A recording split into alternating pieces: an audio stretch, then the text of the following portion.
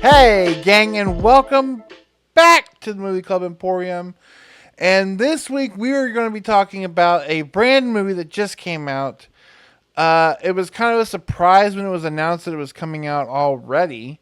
And that is Osgood Perkins, The Monkey.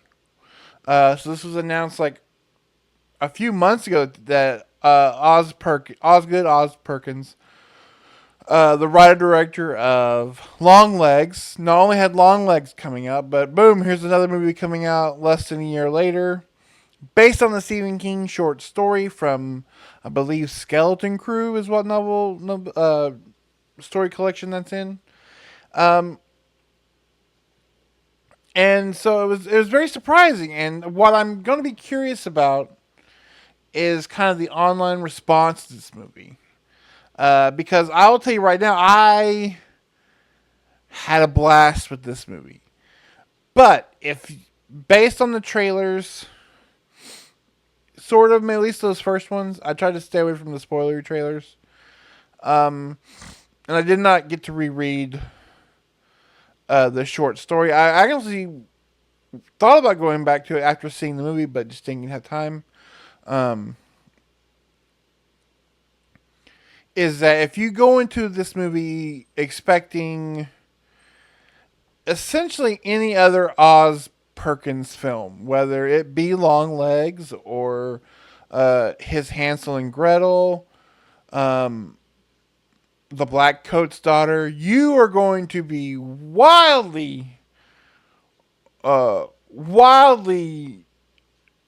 out of your element, Donnie, because this is not that. This is a absolute wild, pitch black horror comedy.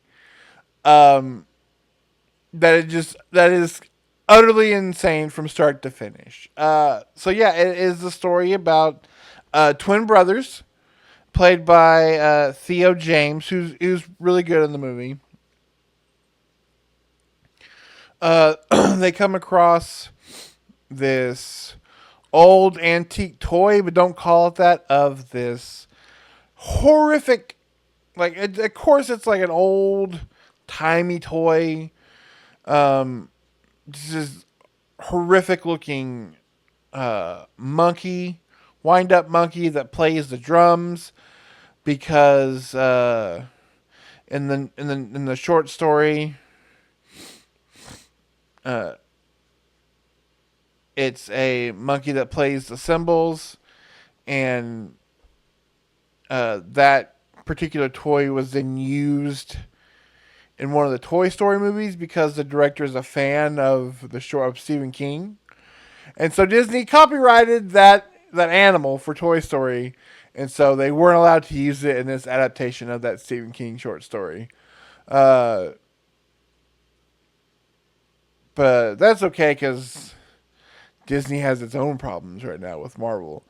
Um, I says it makes billions of dollars, but so it's a drum this time, which is kind of cool.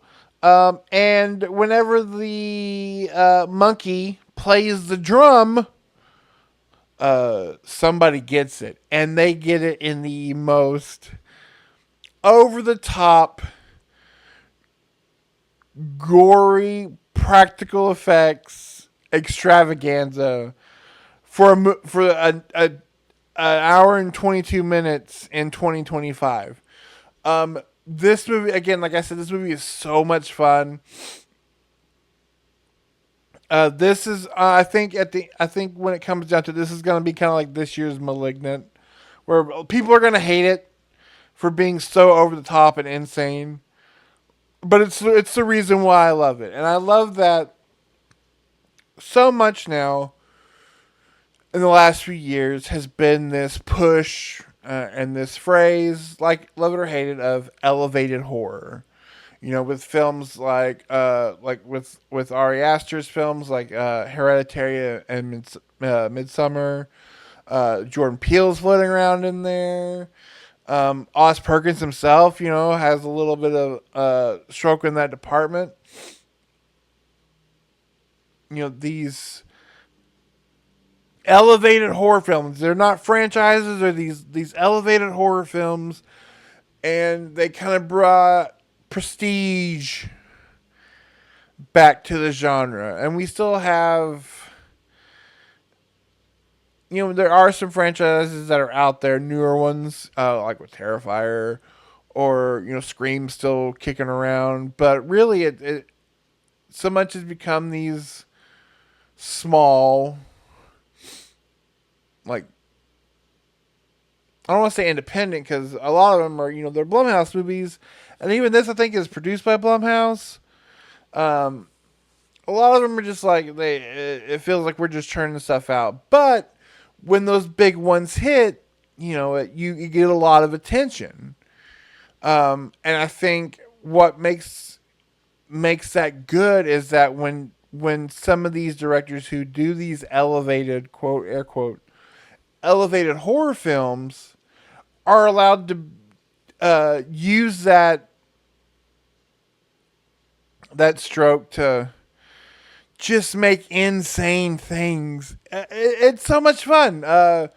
Whether it be, Ari Aster did Beau is Afraid, which is like a 2.5 hour musical nightmare mommy issue therapy session of a film. Um,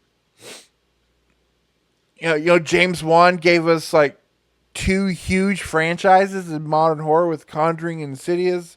Makes this insane like Giallo, mate slash Matrix slash I've got a evil twin brother that lives in the back of my head, and I'm the backwards man. Like, spoilers for Malignant.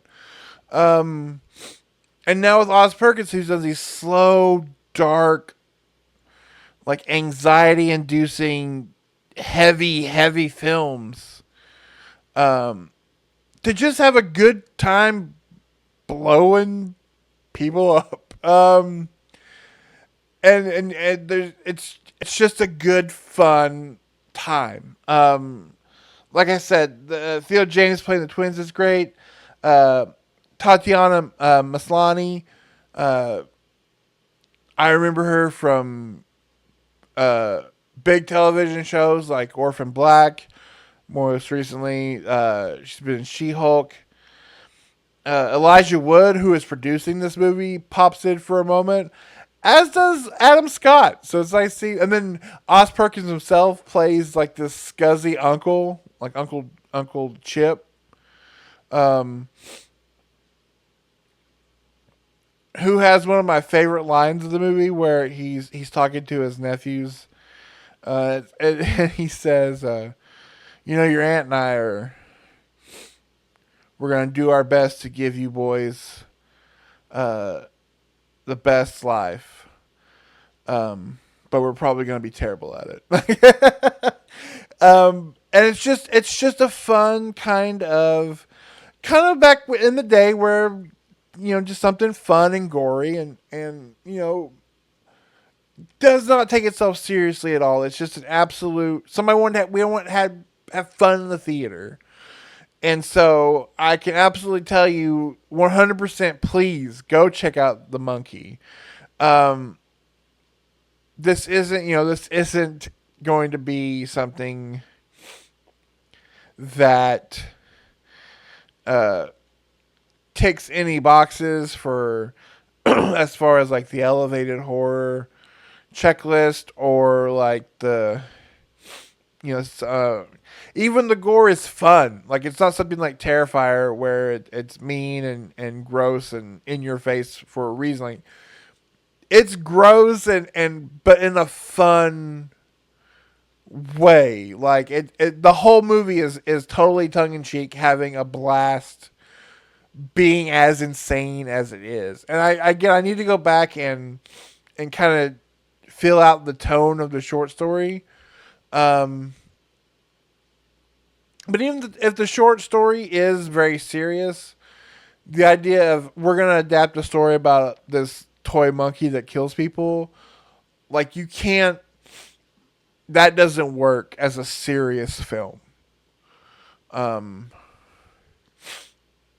but it totally works for this, and it's an absolute fun time. So I highly recommend checking out The Monkey. Um, Go see it because this movie needs some love. It was a lot of fun, and I think if you get the right group to go, and it can be a really fun experience checking it out. So do just that. So next week I was going to review uh, Flight Risk because it kept popping up, um, and I had to see how it is. Um, but we may still talk about it here later on. But more importantly, uh, so next Saturday, which is going to be the last day of February. Oh no, well no, it'll be Monday. It'll be the first day of March. Saturday, the first day of March. Nick and I are going to be live over on our Twitch channel uh, at 9 o'clock p.m. Central Standard Time. Twitch.tv / the Movie Club Emporium. And it's our big show, our big live show, because uh, we've waited until everybody else has put out their opinions and everybody's kind of moved on. And now it's time for us to give you the definitive best and worst lists of 2024. We are always a little late, mostly because we want to try to get as much in as we can. You know, going to the theater for multiple movies every week isn't a thing for us. So trying to get as much in as we can to give you the most accurate top 10 and bottom 10 list. And so it's always a fun time. Nick and I go into those completely blind. I do not know any of the films on his list. He doesn't have any of the films on mine. We'll go back and forth giving our list, and we're going to see if we have anything that lines up. Anything that's on his bottom 10 that's on my top 10 and vice versa. I can think of a movie that could be, and I'm excited to discuss it. So you're not going to want to miss that. Saturday night, March 1st, twitch.tv / Movie Club Emporium. We're doing that live show. And I bring it up because if you're watching this video, which usually means you've liked and you subscribed here, which is great. I appreciate that. If you haven't, please do so. But you want to go ahead and get over there and do that too, because we do that every single month. But I know some of you can't make it over there, and those videos don't stay up on Twitch for that long, and maybe you just enjoy the YouTube format better. Well, I'm going to tell you what, I'm going to do you guys a solid, because usually I'm at least a few months behind getting those replays over onto our YouTube channel. Down below there is a playlist that has all of our previous lives, and so I'm usually a few months behind. But not this time, because in real time we're going to go live at 9 p.m. Do the show,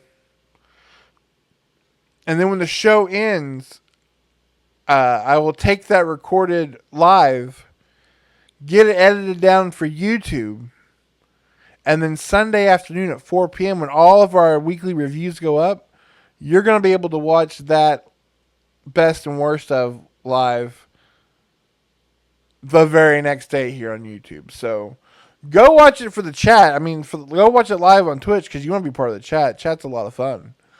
But if you are unfortunately having to miss it next Sunday in lieu of a movie review, that live will be ready to go for all of you guys to check out. So make sure you're here for that. And then later on down the line, we're going to talk about some new movies coming out. There's plenty coming out in March I'm excited about. We got to talk about that whatever is going on with Mark Wahlberg's hair and Flight Risk.